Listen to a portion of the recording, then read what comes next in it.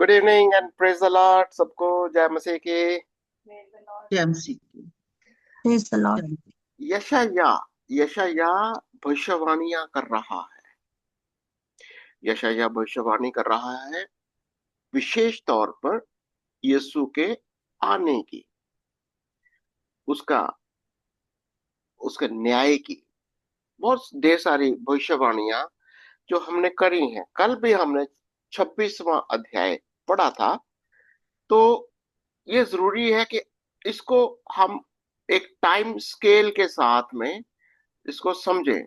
मैं चाहूंगा कि अगर आप लोग इसको इस तरीके से नहीं सीखते तो प्लीज इसको सीखिए कि टाइम स्केल के अनुसार कैसे भविष्यवाणी को समझना है।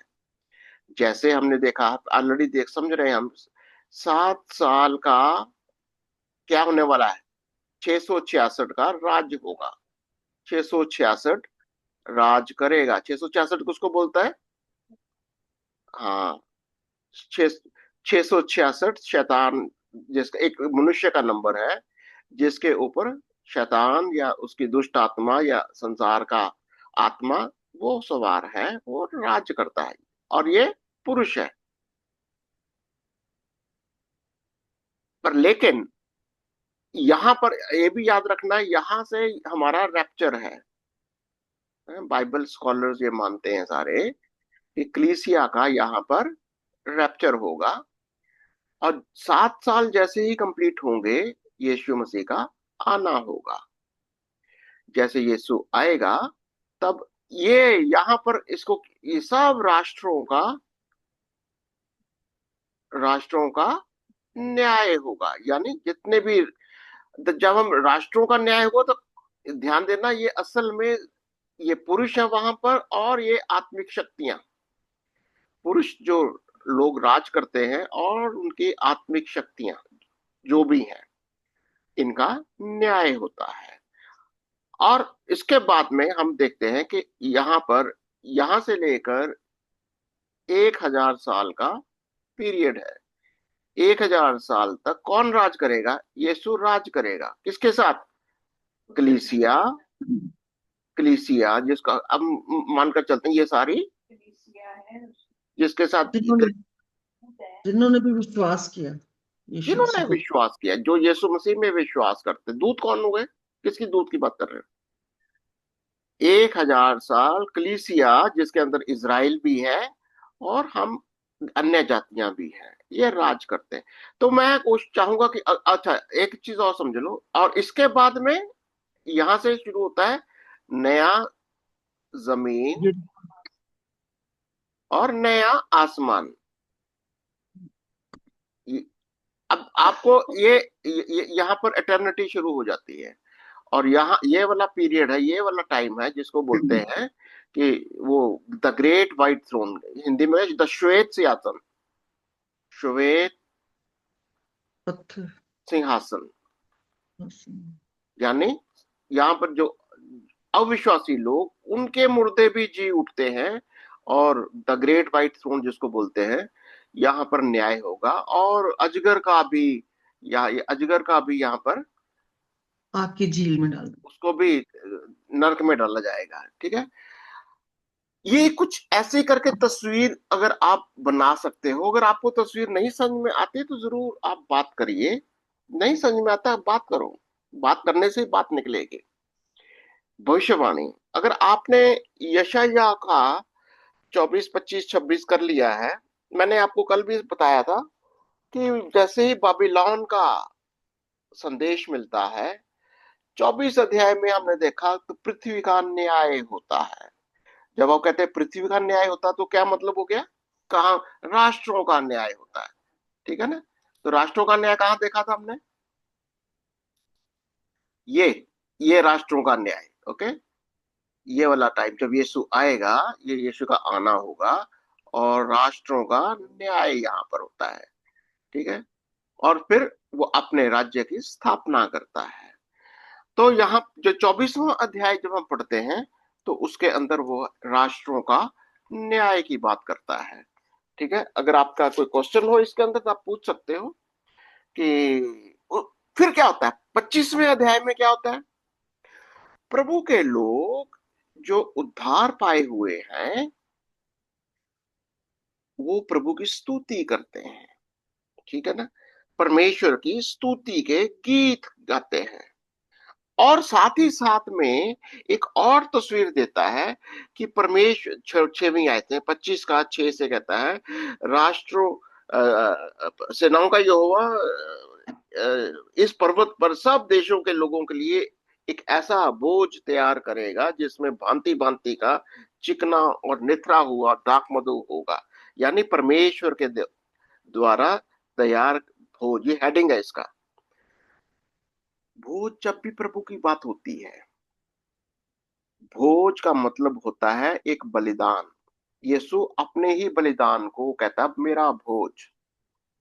और किसी जब वो किसी का नाश करता है, जब राष्ट्रों को मारेगा, जितने भी राजा है, सैनिक है, जो जो सेनापति हैं, उनको जब वो नाश करेगा तो वो पक्षियों को बुलाता है, आओ महाभोज में आओ, तैयार हो जाओ, महाभोज तैयार है। तो उनके मांस को भी वो कहता है पक्षियों के लिए एक भोज है।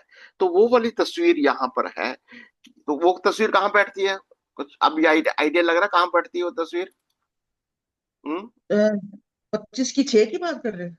जब यीशु आएगा और राष्ट्रों का न्याय होगा, ये वाला, राष्ट्रों का न्याय होगा, बहुत खून बहेगा, बहुत खून बहेगा। क्या होगा? याद है वो क्या क्या क्या वचन, क्या क्या, कितना ये खून बहेगा? सेकंड सेकंड कमिंग का टाइम होगा। क्या? ये सेकंड कमिंग, यीशु बिल्कुल, मसीह की सेकंड बिल्कुल कमिंग। सेकंड कमिंग के टाइम की बात हो रही, सारी सेकंड कमिंग की बात हो रही है। जब यीशु दोबारा आएगा तब राष्ट्रों का न्याय होगा और बहुत से राजाओं का, सेनापतियों का खून बहेगा, घोड़े की लगाम तक। और कितने किलोमीटर दूर इतना खून बहेगा, यानी बहुत कुछ होने वाला है। वर्स 7 को देखें ना जब हम, तो वहां ऐसे लगता है कि जैसे हम प्रेजेंट एज में आ जाते हैं 7 को। और जो पर्दा सब देशों के लोगों पर पड़ा है, वो प्रेजेंट टेंस की बात कर रहा है। जो हम्म। घूंघट सब जातियों पर लटका हुआ है, हम्म। उसे वह किसी पर्वत पर नष्ट और करेगा। यही मतलब अभी पर्दा भी वो उठा देगा। हाँ पर्दा हाँ क्या है वो? कि यीशु मसीह उस पहाड़ के ऊपर, कौन सा पहाड़? सिय्योन पहाड़ जो यरूशलेम में है, वहां पर वो ये सब कुछ करने वाला है। और ये पर्दा आज पड़ा हुआ है कि यीशु न्याय करेगा। ये लोगों को आइडिया नहीं है, कुछ थोड़ा थोड़ा पता है पर विश्वास नहीं करते।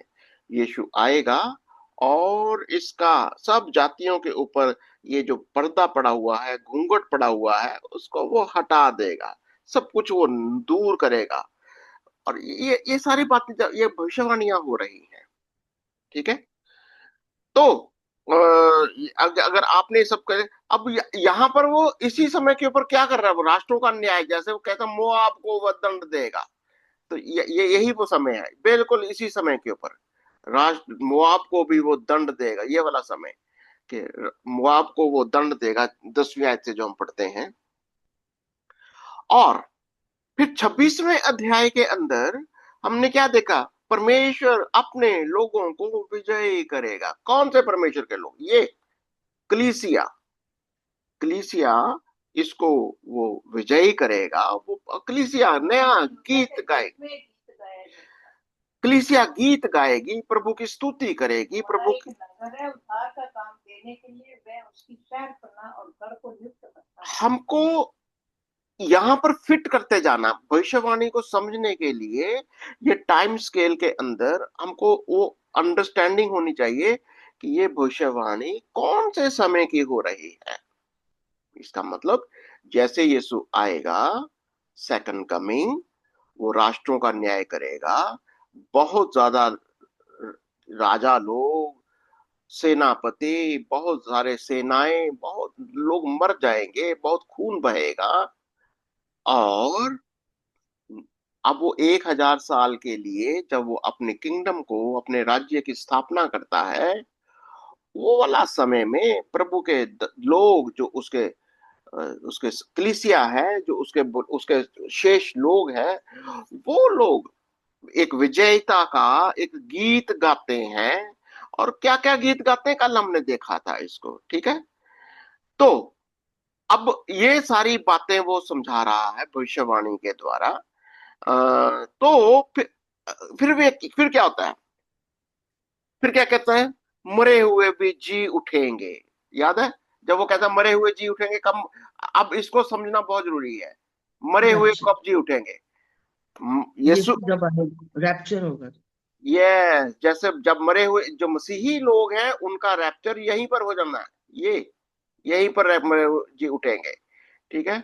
पर लेकिन जो संसार के लोग हैं उनका उठना यहाँ पर होगा, एक यहाँ पर स्टार्टिंग, ये 1000 साल के शुरू होने से पहले, क्योंकि यहाँ पर श्वेत सिंहासन लगने वाला है और इनका न्याय किताबें खुल जाएंगी। कौन सी किताबें खुल जाएंगी? बहुत सारी किताबें, और एक होगी जीवन की पुस्तक। जीवन की पुस्तक खोली जाएगी, जिनका नाम जीवन की पुस्तक में नहीं है वो अजगर के साथ नीचे कहाँ जाएगा? वो अधलोक में, नरक की आग में डाल दिया जाएगा। देखो पिक्चर को जितना आप ऐसे बनाते जाओगे आपको स्पष्ट होता जाएगा कि भविष्यवाणी असल में किस समय की, किसके लिए हो रही है, और क्या हम वहां पर कहाँ फिट हो रहे हैं, हमारा क्या पोजीशन है, ये समझना है। चलिए आज हमने 27वां अध्याय करना है, और 27वें अध्याय के लिए इसको कंटिन्यू करने के लिए मैं चाहूंगा 20 से पढ़ते, 26 का 20 से पढ़ के फिर 27 में चले जाते हैं, ठीक है। हाँ 26 का 20 से पढ़ो फिर। हाँ जी, कौन पढ़ेगा? मैं पढ़ूं? हम्म। 26 का 20 में लिखा है, यशायाह नबी की किताब, चैप्टर 26 वर्स 20। हे मेरे लोगों, आओ अपनी अपनी कोठरी में प्रवेश करके किवाड़ों को बंद करो। थोड़ी देर तक, जब तक क्रोध शांत ना हो, तब तक अपने को छिपा रखो। क्योंकि देखो, यहोवा पृथ्वी के निवासियों को अधर्म का दंड देने के लिए अपने स्थान से चला आता है, और पृथ्वी अपने अपना खून प्रकट करेगी और घात किए हुओं को और अधिक ना छिपा रखेगी। अच्छा एक चीज समझना, एक चीज और हमको ध्यान से देखनी होगी कि यहूदी लोग, इजरायली लोग इस पीरियड के दौरान यीशु मसीह को ग्रहण करेंगे, ओके। ये बात को समझना है, क्योंकि अब 7 साल के पीरियड, ये 7 साल का पीरियड है। यहूदी लोग यहाँ पर उसको ग्रहण करेंगे। ये अगर मैं यहूदियों को लगाना तो ऐसे स्टार लगा लो, यहूदी लोग यहाँ पर उसको ग्रहण करेंगे। जैसे यीशु आएगा उसके पहले ये यहूदी लोग या इजरायली लोग यीशु मसीह को ग्रहण करेंगे। अब उन्हीं से कहा जा रहा है, हालांकि ये हमारे लिए भी एप्लीकेबल है, पर उनको ये विशेष कहा जा रहा है कि जब तुम ये सब होते देखो, क्या? जब प्रभु का क्रोध यहाँ होगा, जब पर बहुत सारा खून बह रहा होगा, बहुत कुछ चल रहा होगा, तुमको क्या करना है? छिप जाओ। भागना। या प्रकाशित वाक्य उसके 12वें अध्याय में क्या देखा था हमने, कि वो स्त्री को बोला तुम भाग लो, तुम भागते जंगल रहो। में भाग जाओ। वो स्त्री यानी इज़राइल जंगल में भाग रहा है, अपने आप को छिपा रहा है, अपने आप को अलग कर रहा है, परमेश्वर के क्रोध से अपने आप को छिपा रहा है। तो यही वो कह रहा है वह, क्योंकि तो अपने आप को छिपा लो, अपने आप को बंद कर लो थोड़ी देर, जब तक उसका क्रोध शांत ना हो जाए, ठीक है ना। ये डैनियल नबी की पुस्तक में ऐसे लिखा ना कि वो कुछ चढ़ाएंगे मंदिर में, जब तुम उस घृणित वस्तु को देखो तो देखकर बिल्कुल भागना। बिल्कुल, ये ये वो। वो वाला जो दानियल वाली बात है कि वो जो 3.5 साल कंप्लीट होंगे, ठीक है। हम्म। जैसे ही 3.5 साल का मतलब ये 7 साल का पीरियड है, यहाँ पर 3.5 साल, ये 3.5 साल यहाँ पर हो जाते हैं। मंदिर में उसको यहाँ घृणित पर किया वो गया। जो 666 है, ये अपने अपने अपना जो रूप है वो दिखाता है। और वो सारी बातें, हम दानियल की बातें पूरी होती हैं, 3.5 साल का पीरियड होता है। फिर वो अपना रूप दिखाता है कि मैं ही मसीहा हूँ। वो एक्चुअली एंटी क्राइस्ट है, ठीक है ना। तभी तो इज़राइल भागता है। जब इज़राइल भागेगा और परमेश्वर का क्रोध वहां पर, जब प्रकाशित वाक्य पढ़ते हैं, कटोरे गिरते उसके 7 कटोरे, परमेश्वर के क्रोध, वो सात जितनी भी वो जो परमेश्वर के क्रोध है वहां पर नीचे उतरते हैं। 7 सील तोड़ी जाती हैं, 7 कटोरे गिराए जाते हैं। तो ये सारी चीजें हमने प्रकाशित वाक्य में पढ़ी हैं। ओके, अभी 27 आयत, पहली आयत को पढ़िए जरा, 27 का पहली आयत। उस समय यहोवा अपनी कड़ी, बड़ी और दृढ़ तलवार से लिब्यातान नामक वेग और टेढ़े चलने वाले सर्प को दंड देगा, और जो अजगर समुद्र में रहता है उसको भी घात करेगा। उसको भी घा ये कौन है जो समुद्र में रहने वाला, कौन सी चीज है वो? 666 वही कहाँ से? बैबी 666 का 666 कहाँ से निकलता है? ये समुद्र से, समुद्र से निकलता है। ठीक है ना। एक वो प्राणी है जिसको हम हमेशा, मैंने आपको बताता हूँ, ये पुष पशु है। ये कौन सा है? पशु है जो अजगर। समुद्र से निकलता है, ठीक है। ये पशु है जो समुद्र से निकलता है, और इसी दौरान इस पशु का भी नाश किया जाता है। जब आप बाइबल को पढ़ते हो, जब पशु की बात आती है, इसका मतलब ये कोई ऐसा पुरुष है, इंसान है, जिसके ऊपर कोई ना कोई स्वर्गदूत या कोई ना कोई संसार की आत्मा सवार है, और उसी शक्ति के साथ वो राज कर रहा है, या उसका अधिकार वो पशु के ऊपर, वो जो आत्मा की वो शक्तियां हैं जो उसके ऊपर सवार होती हैं। अब वो पशु को क्या कहता है? लिव्यतान। लिव्यतान क्या है असल में? ये समुद्री जानवर, कुछ लोग कहते हैं, जैसे कि बहुत बहुत बड़ा पशु है, जिसके ऊपर जिसको भयानक शैतानी आत्मा या शैतानी शक्ति चीज है, उसको कहता है मैं दंड दूंगा, क्योंकि ये समुद्र से निकला है ना। याद है आपको प्रकाशित वाक्य अगर आपने पढ़ा है? दो हाँ, दो पशु निकलते हैं, एक जमीन से निकलता है और एक समुद्र से निकलता है। हम्म।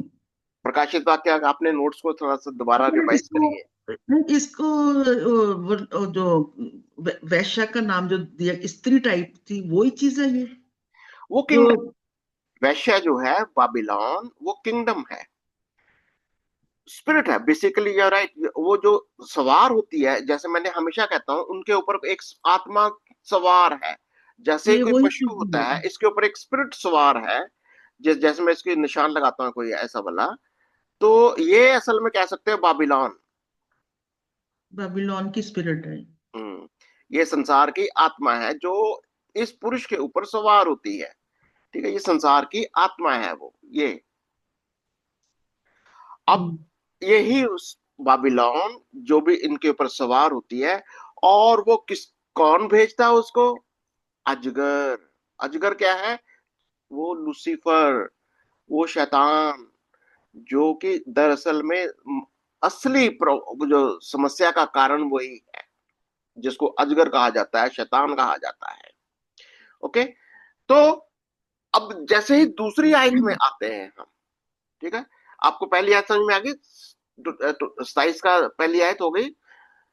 वो उसको दंड देगा, जो लिव्यातान को। और क्या करेगा दूसरी आयत के अंदर? उस समय एक सुंदर दाग की बारी होगी, तुम उसका यश गाना।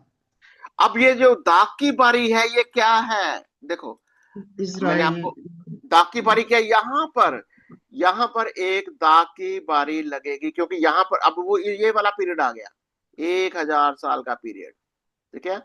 अब यहाँ पर ये दाग की बारी है, ये है दाग की बारी। हाँ, ये मिलेनियम पीरियड है। हाँ, अब ये वाला समय है जब जो यहाँ पर इज़राइल भी है, अन्य जातियां भी हैं। अब ये दाग की बारी की बात हो रही है। हमेशा हम्म। याद रखना कि वो कौन कौन से समय की बात कर रहा है। तभी आपको भविष्यवाणी का असली मायना इसका मतलब कहना क्या चाह रहा है वो? उसके अंदर आप और मैं रहेंगे, बिल्कुल। Yes yes. क्योंकि हम भी उस समय 1,000 साल के पीरियड में हम भी मुर्दों में से जी उठेंगे। हम भी यीशु के साथ 1,000 साल के लिए राज्य करेंगे। और हमारे किसके साथ होंगे? इज़राइल के साथ। और यीशु मसीह हमारा राजा होगा। और उसके लिए कहता है उस समय एक सुंदर दाग की बारी होगी। ओके, और क्या? तुम उसका यश गाओ। 3 आयत में लिखा है, मैं यहोवा उसकी रक्षा करता हूँ। खुद हम्म। यहोवा ही कह रहा है कि मैं ये जो दाग की बारी है उसकी रक्षा करता हूँ। हम्म। मैं क्षण क्षण उसको सींचता रहूंगा, हम्म। मैं रात दिन उसकी रक्षा करता रहूंगा, ऐसा ना हो कि कोई उसकी हानि करे। क्या कर रहा? अभी आपको कुछ आइडिया लग रहा है कि किससे रक्षा करना मांग रहा है वो? इजराइल के लोग जो हैं उनकी रक्षा, अपने चुने किससे हुए लोग। रक्षा करना मांगता है वो? वो अभी। अजगर अभी है ना, अभी हम्म। अजगर पड़ा है, अभी उसका हाँ, न्याय नहीं अभी हुआ। अजगर है। अभी देखो, ये यही इंटरेस्टिंग है। क्योंकि अजगर को अभी तक इसका बंधक न्याय बना। नहीं हुआ। अजगर इधर ही है। अजगर को अभी यहाँ पर अजगर को बांध कर कहाँ भेज, अजगर कहाँ चला गया था? इसको अजगर कुछ समय नीचे। के लिए बांधा गया था, सेकंड कमिंग के टाइम इसको थोड़ी समय के लिए बांधा गया था। हाँ, इसको कैद किया गया 1,000 साल के लिए। अजगर 1,000 साल के लिए कैद किया गया। क्या कर एक दिया, हजार साल के बाद उसको थोड़ी समय के लिए खोला जाता है। खोला जाता है। ठीक है ना? तो इसी दौरान प्रभु क्या कहता, मैं इनकी रक्षा करूं। उसको पता है अजगर अभी है। अभी है। अजगर अभी है। अजगर से अभी भी इनको संभालना है, ये कह रहा है वो। हम्म। और मैं इनकी रक्षा करता रहूंगा। और 4 आयत में, मेरे मन में जलजलाहट नहीं है। हम्म। यदि कोई भांति भांति के कटीले पेड़ मुझसे लड़ने को खड़ा करता, तो मैं उन पर पांव बढ़ाकर उनको पूरी रीति से भस्म कर देता। तो मतलब उनकी रक्षा पांचवी आयत में कहता करना, है, या अगर तुम मेरे साथ या मेरे साथ मेल करने को वे मेरी शरण लें, वे मेरे साथ मेल कर लें। तो चॉइस दे रहा है। हम्म, या तो तुम मेरे साथ लड़ाई कर लो, और या देखो मैं मेल कर। क्या करता हूं, मैं भस्म करूंगा। हम्म। कैसे भस्म करता है यीशु? अपने वचन से, मुंह की आग से, वचन की आग से वो भस्म करता है। और छह दूसरा आयत में तरीका, लिखा। या तो हाँ, तुम मेल मेरे साथ मेल मिलाप कर लो और मेरे मेल। साथ राज्य हम्म। और क्या कह रहा? छठी आयत छह में। आयत 6 आयत है, भविष्य में याकूब जड़ पकड़ेगा हम्म। और इज़राइल फूले फलेगा और उसके फलों से जगत भर जाएगा। ठीक है। तो ये कौन सा पीरियड चला गया? अभी आप बताइए। 1,000 साल का पीरियड। जब तक आप इसको उसको फिक्स टाइम स्केल के अंदर सोचिए, कुछ समय इज़राइल फलवंत होगा। अब वो कौन सा समय चला गया अभी? 1,000 साल बंद। का। ओके। अगले 8 आयत है, जब तूने, नहीं 7 आयत से पढ़ना, क्या उसने उसे मारा जैसा उसने उसके मारने वालों को मारा था।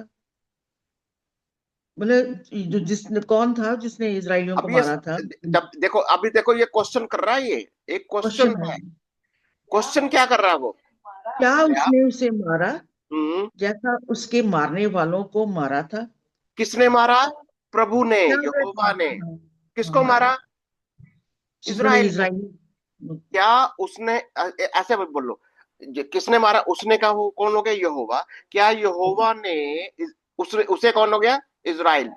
क्या यहोवा ने इज़राइल को मारा जैसा यहोवा ने उस इज़राइल के मारने वालों को मारा था? अब पिक्चर क्लियर है। इज़राइल को मारने वाला कौन था? ये संसार का राज्य, कुछ संसार की शक्तियां, ये वाले ये लोग अटैक करते थे। तो क्या कहता है उसको? क्या वह घात किया गया जैसे उसके घात किए हुए घात हुए। हाँ, तो किसको घात किया उसने? अभी हमने राष्ट्रों का न्याय किया, देखा तो कैसे नाश की घात किया उसने। सबको खत्म कर दिया, लहू बहा। पर क्या उसने इज़राइल के साथ किया? बोला नो। नहीं, उसको आंसर इज बचाया। नो। उसने उनके साथ ऐसा नहीं किया। हम्म। 8 आयत है, जब तूने उसे निकाला तब सोच विचार कर उसको दुख दिया। मतलब उसकी भी दंड दे रहा है ये इसराइल को यस, भी। इज़राइल को उसने निकाला, उसको दंड देता हाँ, है, पर उसको लेकिन बड़ा सोच विचार मारा नहीं, उसको मारा नहीं। हम्म उसने पुरवाई के दिन उसको प्रचंड वायु से उड़ा दिया है। इससे याकूब के अधर्म का प्रायश्चित किया जाएगा। प्रायश्चित हो। ताकि वो प्रायश्चित करें, हाँ, ताकि वो अपने पापों को मान जाए, अपने मान गुनाहों जाए। को मानकर प्रभु की ओर फिर जाए, प्रायश्चित हो जाए उनका। ओके। प्रायश्चित करो। हम्म मतलब खुदा उनको दंड देके ना, तो फिर उसके बाद प्रायश्चित करते हैं। और हम्म। उसके पाप के दूर होने का प्रतिफल ये होगा कि वे वेदी के सब पत्थरों को चूना बनाने के पत्थरों के समान चकनाचूर करेंगे, और अशेरा और सूर्य की प्रतिमाएं फिर खड़ी ना होंगी। तो प्रतिफल या उसका पश्चाताप क्या होगा? फिर वो सारी मूर्तियों की वो जो वेदियां बनाई हुई हैं जिसके ऊपर वो पूजा करते थे, वो सबको वो चकनाचूर कर देंगे, उसको वो नाश कर देंगे। ये पत्थरों के समान, हाँ, सब जो चूने बनाने वाले पत्थरों वो के करेंगे। समान चकनाचूर करेंगे। कैसे? अशेरा और सूर्य की प्रतिमाएं फिर भी खड़ी ना, दोबारा कोई मूर्ति पूजा नहीं करेगा, नहीं दोबारा करेगा। कोई मूर्ति पूजा नहीं करेगा, क्योंकि ये हम्म क्योंकि गढ़ वाला नगर निर्जन हुआ है। हम्म वह छोड़ी हुई बस्ती के समान निर्जन और जंगल हो गया है। वहां बछड़े चरेंगे और वहीं बैठेंगे, और पेड़ों की डालियों की फुनगी को खा लेंगे। ये गढ़ वाला नगर कौन सा है? यरूशलेम। हम्म, क्योंकि उसी की 666 जब तक वो राज्य कर रहा था यरूशलेम में, प्रभु ने उसको इतना ढाया, सारी मूर्तियों की वजह से। अब वो एकदम से कैसे वीरान हो गया, एकदम से प्रभु का वो जो नगर है, वो सब गढ़ वाला नगर निर्जन हो गया। और वो सारी छोड़ी हुई बस्ती के समान निर्जन जंगल हो गया। और कैसे कैसे हो गया? बछड़े चरेंगे, वहीं बैठेंगे, पेड़ों की डालियों की फुनगी खा लेंगे। कैसा ये जंगल हो गया एकदम से। यही और सारा ये सारा एक्चुअली 1000 ईयर वाले पीरियड चल रहा है अभी तक। नो नो नो नो, ये जब वो 1000 जो 7 साल का पीरियड, जब वो उनको नाश करेगा। देखो, नाश करने के बाद का ये समय नहीं है।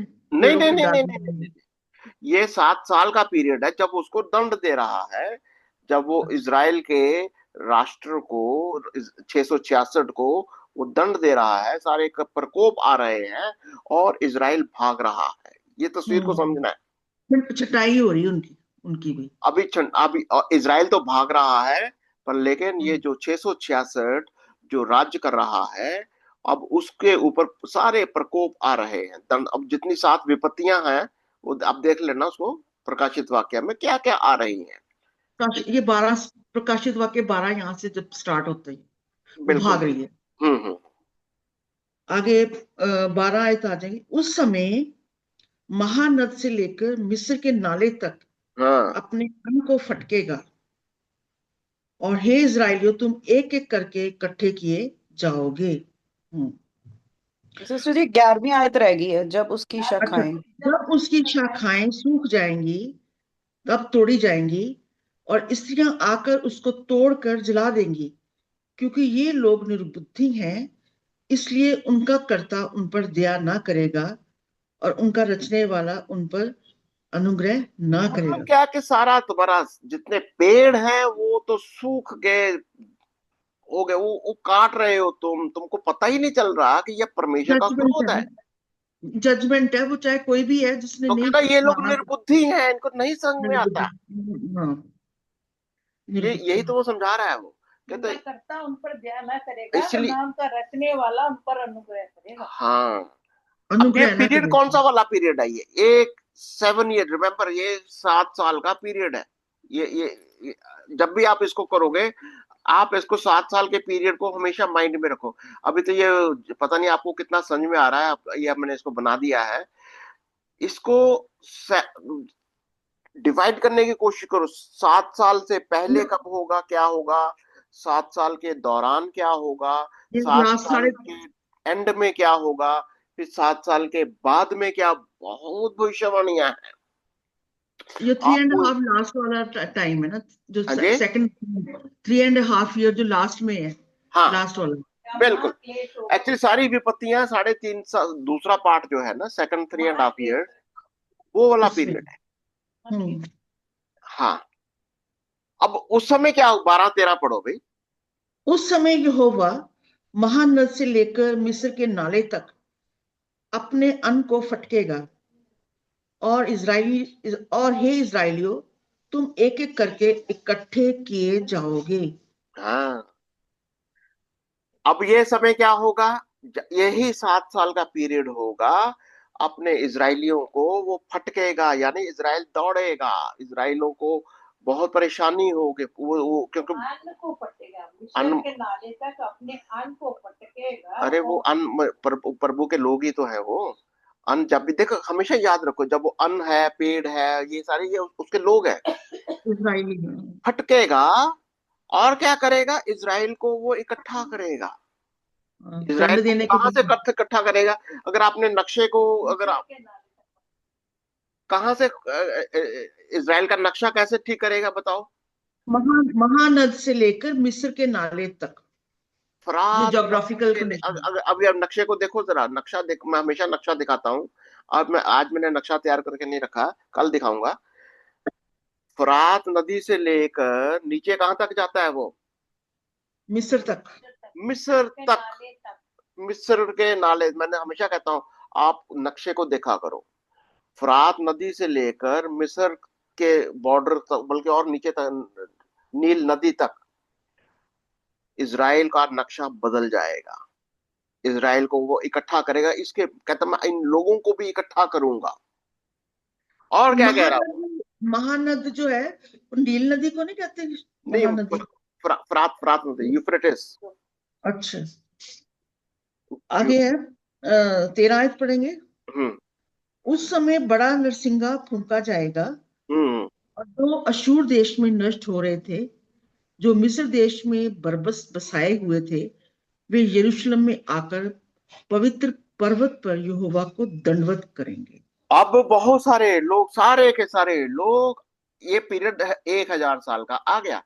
1,000 साल का पीरियड आ गया, बहुत सारे लोग आएंगे। ये वर्शिप का पीरियड है। 1,000 साल का पीरियड शुरू हो गया। अब बहुत सारे लोग जो मिस्र में हैं या इधर उधर भटके हुए हैं, जिनको उसने छुड़ा लिया, सब आएंगे। और प्रभु की स्तुति, प्रशंसा, आराधना, क्योंकि प्रभु उनके सामने होगा। वो प्रभु के सामने आएंगे, उसके सिंहासन के सामने आए। सोचो जरा, हम यीशु को आमने सामने देखेंगे, कैसा लगेगा? बहुत क्या अच्छा। आप इमेजिन कर सकते हो? हम यीशु को आमने सामने देखेंगे, और हम उसकी आराधना करेंगे, हम उसकी वर्शिप करेंगे। कैसा लगेगा आपको? आप इमेजिन करके देखो जरा। हम्म। ये वही कह रहा है, ये लोग आएंगे जो अशूर के छुड़ाए हुए, बहुत सारे लोग, बहुत सारी जातियां, बहुत लोग आएंगे, जो 1,000 साल के पीरियड में प्रभु के सिंहासन के सामने प्रभु की स्तुति करते हुए, गीत गाते हुए प्रभु की आराधना करेंगे। और ये सारी भविष्यवाणियां यशायाह कर रहा है, ताकि ये सिर्फ इज़राइल के लिए नहीं है, ये सब राष्ट्रों के लिए है, सब लोगों के। ये प्रभु, देखो, परमेश्वर आपका, मेरा, सारी सारे संसार में हर एक मानव जाति का परमेश्वर है। असली लड़ाई शैतान के साथ है, क्योंकि शैतान ने हमारा रिश्ता जो परमेश्वर के साथ था उसको बिगाड़ दिया। कैसे? पाप के द्वारा। जब हम परमेश्वर के साथ, हमारा रिश्ता खराब हो जाता है, जब हम उसको जानते नहीं है, हम उसको समझते नहीं है, हम उसकी आज्ञाओं का पालन नहीं करते, हम उसको ढूंढते नहीं है, तो हम संसार संसार की आत्मा में बहक जाते हैं। प्रभु हमको हर एक अलग अलग तरीके से, अलग अलग समय पर हमें सिखाता है कि तुम संसार संसार की आत्मा के उस शैतानी उस किंगडम के अंदर अपने आप को भ्रष्ट मत करो। जो लोग, हमेशा वो वचन कहता है, शेष लोग, जितने भी शेष लोग हैं, जितने भी बचे खुचे लोग हैं, प्रभु का वचन कहता है कि बुलाए हुए तो बहुत हैं पर चुने हुए बड़े थोड़े हैं। बड़े थोड़े से लोग, चुने हुए लोग प्रभु को ढूंढते हुए इस समय तक पहुंचेंगे, और ये शेष लोग, बहुत थोड़े लोग प्रभु की स्तुति करेंगे और प्रभु की आराधना करेंगे। और हम सब जो आज प्रभु यीशु को ग्रहण करते हैं, अनंत काल का जीवन, हम क्रॉस रेफरेंसेस भी देखेंगे, बहुत सारे क्रॉस रेफरेंसेस है। प्रभु यीशु ने 5वें यूहन्ना के 5वें अध्याय में कहा है कि विश्वास करो, जो ये सिर्फ ये विश्वास करता है कि पिता ने मुझे जगत में इसलिए भेजा कि जगत का उद्धार हो जाए, कि वो अनंत जीवन पाए। हम इसीलिए प्रभु यीशु पर विश्वास करते हैं कि हम इस अनंत, ये सिर्फ 1000 साल का पीरियड नहीं है, अनंत काल का जीवन, हमेशा की जिंदगी हम प्रभु यीशु में, उसकी उपस्थिति में, उसकी उसकी स्तुति, प्रशंसा, आराधना में हम व्यतीत करने जा रहे हैं। और हम अपने आप को तैयार भी करते हैं, और इन वचनों के साथ इसको सीखते हुए कि वचन क्या क्या भविष्यवाणियां कर रहा है, यशायाह ने की है। अगर आपको भविष्यवाणियों को समझने में कोई भी आपको लगता है कि मुश्किल हो रहा है, जरूर आप हमारे साथ शेयर करिए, आप कमेंट्स लिखिए। अगर आप हमारे साथ जूम मीटिंग में मिलना चाहते हैं, अपने व्हाट्सएप नंबर को शेयर करिए, हम आपके साथ जूम मीटिंग में भी आ सकते हैं। हम वचन को अच्छी तरीके से, भविष्यवाणियों को समझेंगे। भविष्यवाणियों को सीखना है, दूसरों को सिखाना भी है। और आप हमारे इन YouTube और फेसबुक के ऊपर जरूर इसको देखिए और दूसरों को भी इसको फॉरवर्ड करिए। ये परमेश्वर का वचन है, इसको जरूर दूसरों तक भी पहुंचाइए। हम आपके लिए प्रार्थना भी करते रहेंगे। Hallelujah, hallelujah, hallelujah. धन्यवाद, धन्यवाद, धन्यवाद है मेरे महान समर्थी प्रभु यीशु। ਜ਼ਮੀਨ ਔਰ ਅਸਮਾਨ ਦੇ ਖਾਲਿਕ ਔਰ ਮਾਲਿਕ ਮੇਰੇ ਪਿਤਾ, ਮੈਂ ਤੇਰਾ ਧੰਨਵਾਦ ਕਰਦੀ ਹਾਂ ਇਸ ਸੁੰਦਰ ਸਮੇਂ ਦੇ ਲਈ ਪਰਮੇਸ਼ਵਰ। ਪ੍ਰਭੂ ਜੋ ਤੂੰ ਸਾਡੇ ਜੀਵਨਾਂ 'ਚ ਦਿੱਤਾ ਮੇਰੇ ਪਰਮੇਸ਼ਵਰ, ਇਹਨਾਂ ਸਾਵਾਂ ਦੇ ਲਈ ਪਰਮੇਸ਼ਵਰ ਜਿਨ੍ਹਾਂ ਨੂੰ ਦੇਖ ਕੇ ਤੂੰ ਉੱਠ ਖੜਾ ਕੀਤਾ, ਔਰ ਅੱਜ ਦੇ ਦਿਨ ਦੇ ਲਈ ਪਰਮੇਸ਼ਵਰ ਜਿਹਦੇ 'ਚ ਅਸੀਂ ਆਨੰਦਿਤ ਹਾਂ। ਪ੍ਰਭੂ ਅਸੀਂ ਤੁਹਾਡਾ ਧੰਨਵਾਦ ਕਰਦੇ ਹਾਂ ਕਿ ਤੁਸੀਂ ਸਾਨੂੰ ਚੁਣਿਆ ਔਰ ਚੁਣ ਕੇ ਅਲੱਗ ਕੀਤਾ, ਔਰ ਪਰਮੇਸ਼ਵਰ ਰੋਜ਼ ਆਪਣੇ ਚਰਨਾਂ ਦੇ ਵਿੱਚ ਬਿਠਾ ਕੇ ਆਪਣਾ ਆਤਮਿਕ ਮੰਨਾ ਦਿੰਦੇ ਹੋ, ਜਿਸ ਨੂੰ ਖਾ ਕੇ ਅਸੀਂ ਤ੍ਰਿਪਤ ਹੁੰਦੇ ਹਾਂ। ਪਰਮੇਸ਼ਵਰ ਤੁਸੀਂ ਬੋਲਿਆ ਕਿ ਤੁਸੀਂ डालियां हो जो मुझ में बना रहता है वो फलवंत होता है। परमेश्वर ਅਸੀਂ ਤੇਰਾ ਧੰਨਵਾਦ ਕਰਦੇ ਹਾਂ ਕਿ ਤੂੰ ਸਾਨੂੰ ਆਪਣੀਆਂ ਡਾਲੀਆਂ ਬਣਾਇਆ ਔਰ ਆਪਣੇ ਵਚਨ ਦਾ ਮੰਨਾ ਦੇ ਕੇ ਪਰਮੇਸ਼ਵਰ ਸਾਨੂੰ ਫਲਵੰਤ ਕੀਤਾ। ਪਰਮੇਸ਼ਵਰ ਅਸੀਂ ਇਹਨਾਂ ਵਚਨਾਂ ਨੂੰ ਆਪਣੇ ਅੰਦਰ ਗ੍ਰਹਿਣ ਕਰਦੇ ਹੋਏ ਪਰਮੇਸ਼ਵਰ 100 ਗੁਣਾ ਫਲਾਂ ਨੂੰ ਲੈ ਕੇ ਆ ਸਕੀਏ ਔਰ ਆਪਣੇ ਜੀਵਨ ਨੂੰ ਜੋ ਤੈਨੂੰ ਪਾਉਂਦਾ ਹੈ ਪਰਮੇਸ਼ਵਰ ਉਹ ਜੀਵਨ ਦੇ ਸਕੀਏ। ਮੇਰੇ ਪਿਤਾ ਤੇਰੀ ਦਇਆ ਤੇਰਾ ਰਹਿਮ ਪਰਮੇਸ਼ਵਰ ਸਾਡੇ ਉੱਤੇ ਰਹੇ। ਪ੍ਰਭੂ ਅਸੀਂ ਸਰੀਰ 'ਚ ਕਮਜ਼ੋਰ ਆ ਪਰ ਤੇਰੀ ਆਤਮਾ ਦੇ ਵਿੱਚ ਅਸੀਂ ਪੂਰੇ ਬਲਵੰਤ ਆ। ਪਰਮੇਸ਼ਵਰ तेरी आत्मा सानू सिखांदी है और उसी सानू तैयार करके असी उस आवाज नू परमेश्वर जो आत्मा दी आवाज जो धीमी है परमेश्वर उसनू सुन सकीए मेरे पिता, और अपने रस्तियां नू सिद्धा करिए। परमेश्वर इस वक्त असी अपने आप नू तेरे चरनां च चुकांदे हां। जो वचन अंदर गया परमेश्वर उस दुगना फलां नू लियाए, अंधकार दी कोई भी शक्ति उसनू चुराने ना पाए। परमेश्वर जो आए हन प्रभु उन्हां सभां नू तुसी अपने वचनां दे नाल ब्लैस कीता। परमेश्वर असी तुहाडा धन्नवाद करदे हां। ਉਹਨਾਂ ਦੇ ਪੂਰੇ ਪਰਿਵਾਰ ਨੂੰ ਲਹੂ ਚ ਕਵਰ ਕਰਦੇ ਹਾਂ। ਪਾਸਟਰ ਜੀ ਨੂੰ ਔਰ ਸਿਸਟਰ ਜੀ ਨੂੰ ਤੁਹਾਡੇ ਲਹੂ ਚ ਕਵਰ ਕਰਦੇ ਹਾਂ। ਸਹੀ ਸਲਾਮਤੀ ਨਾਲ ਲੈ ਕੇ ਗਏ ਹੋ, ਸਹੀ ਸਲਾਮਤੀ ਨਾਲ ਪਰਮੇਸ਼ਰ ਲੈ ਕੇ ਆਣਾ। ਪਰਮੇਸ਼ਰ ਆਪਣੀ ਪੰਖਾਂ ਦੀ ਆੜ ਦੇ ਵਿੱਚ ਛੁਪਾਣਾ। ਪੂਰੀ ਫੈਮਿਲੀ ਨੂੰ ਉਹਨਾਂ ਦੀ ਤੁਹਾਡੇ ਨਾਮ ਦੇ ਵਿੱਚ ਬਲੈਸ ਕਰਦੇ ਹਾਂ। ਪਰਮੇਸ਼ਰ ਇਸ ਛੋਟੀ ਪ੍ਰਾਰਥਨਾ ਨੂੰ ਮੰਗਦੇ ਹਾਂ ਪਿਆਰੇ ਬੇਟੇ खुदावंद यीशु मसीह ਦੇ ਸਮਰਥੀ ਨਾਮ ਦੇ ਵਿੱਚ, आमेन। आमीन एंड आमीन। प्रभु आपको बहुत आशीष और बरकत दे।